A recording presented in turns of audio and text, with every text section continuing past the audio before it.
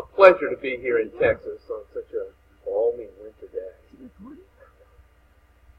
At home it's raining like cats are to be here in Texas on such a balmy winter day.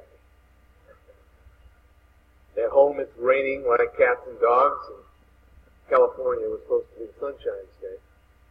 But the weather here is fantastic. The people here are wonderful.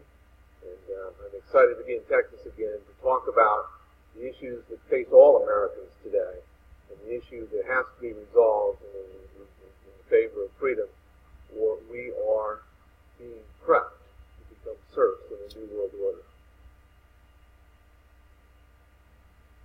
Across America, a constitutional awakening is arising. And it's just in time, because something is brewing. The world is being politically and economically internationalized. The big transformation has been in motion for a long time now, and it is headed for the finish line.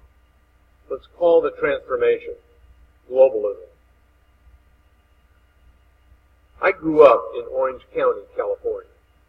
When I was 10 years old, Nikita Khrushchev came to Southern California to visit Disneyland, and he said then, "We will bury you, America," without firing a shot. Later in that same year, 1959, he repeated the statement at the United Nations while slamming his shoe on the table. I thought he was nuts. Yet today, America is falling. We have not experienced a military invasion, so why is it that we're falling? What is it that Khrushchev knew that Americans have not yet figured out or acknowledged? Private property is under attack. Americans no longer feel confident that the government secures the protection of their property. Instead, policies are being implemented through our American government that actually attack the idea of private property. Globalist philosophy has swarmed all branches and all levels of American government. Is there a connection between globalism and the loss of our rights? Our leaders, who are working for their own seat at the international table, have convoluted the interpretation of the American Constitution. They seek to negate the political recognition of an individual's unalienable rights. That is, one's natural right to life, to liberty, and to the use and enjoyment of their property. There is a massive fifth column operating throughout our government, supported by a huge and well-funded network of non-governmental organizations, so-called NGOs, that work at the local level to advance global policies. NGOs are organizations which are accredited by the United Nations for purposes of implementing Agenda 21, the blueprint for sustainable development. Increasingly, the lands across America are off limits as people are being forced into high-density, so-called smart growth communities. Your elected officials make this possible by accepting a bogus consensus. The Wildlands Network is a system of interconnecting corridors that are designed to limit or block human passage while animals roam freely. The Wildlands Network is designed to take control of the land, all the land, across America. Power is being centralized and exercised over all of it. You will see later that these expanses and corridors are throughout the country. The creation of these corridors is now coming into formation, facilitated by the process of public-private partnership. Public-private partnership formerly was called economic fascism. Before that, it was called corporatism. These partnerships have been in formation for decades. Now, the battlefield for the modern world war is over the political recognition of unalienable rights.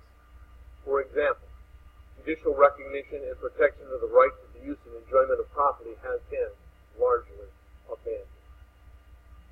Prohibitive zoning, open space mandates, resource extraction limitations, conservation easements, and prohibitions, coupled with enforcement provisions of such things as the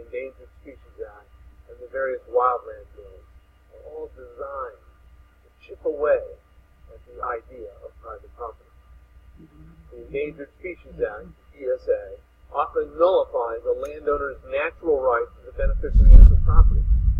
Through the ESA, courts have enabled massive legislative takings of property use. America cannot stand if the idea of private property is not protected. As George Washington said, private property and freedom are inseparable. And yet the globalist position on individual land ownership is clearly the opposite.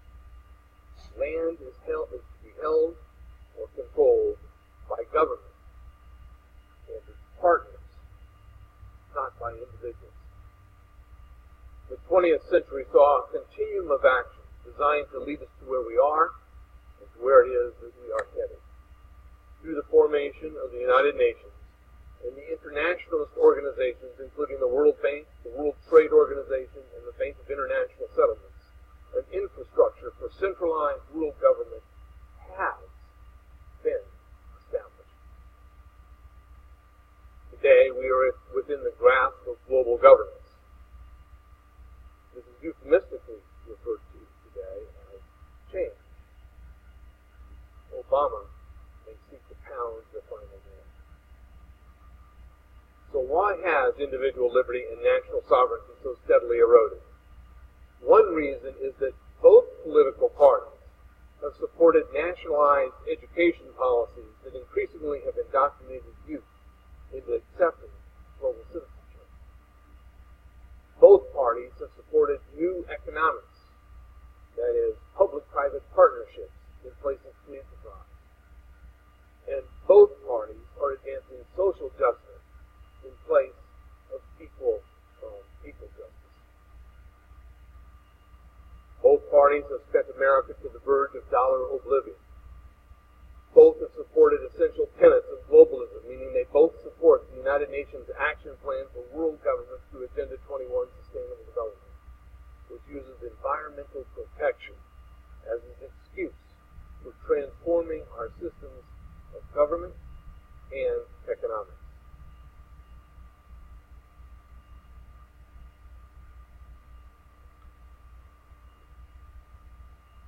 So what is Agenda 21? Agenda 21 is a document that outlines the implementation of sustainable development, which is a comprehensive plan, that's their word, for the restructure of society and the remake of mankind. After nearly 20 years of implementation, I can report that sustainable development policy is now pursued in every county in the United States. We can see from this website, United Nations Sustainable Development Agenda 21. It's all the same thing. This is where the sustainability practices here in Fort Worth come from.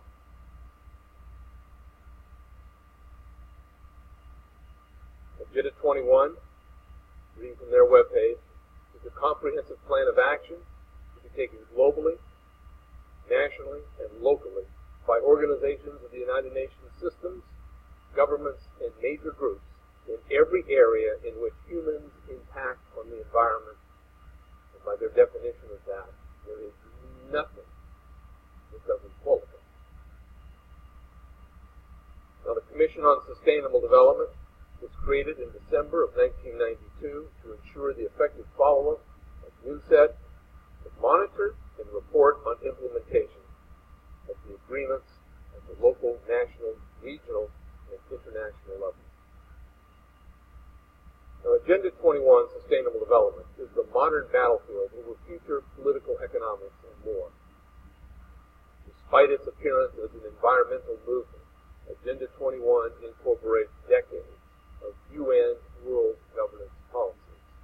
Agenda 21 was written for and disseminated at the Rio de Janeiro UN Earth Summit in 1992. 178 nations signed on, including George Bush the father, signing then on behalf of the United States. The last 4 presidents, 2 Democrats, 2 Republicans, have made implementation of Agenda 21 the highest cornerstone of their administration. States reports to the UN our progress in implementation. You will find at the freedomadvocates.org Research Center the 2002 State Department report, pictured here on the screen, that demonstrates the American implementation of Agenda 21. The report is entitled Johannesburg Summit 2002, United States of America Country Profile. Now, this document outlines how we are implementing and achieving the objectives of Agenda 21 through our federal agencies.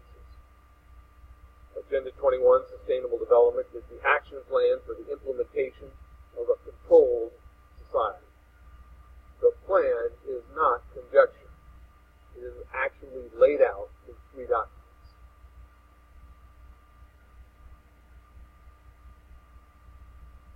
The document pictured on your left is the formal Agenda 21 United Nations document.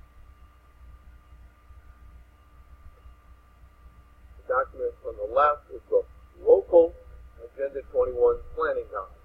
This is prepared by an organization called ICLEI, International Council for Local Environmental Initiatives.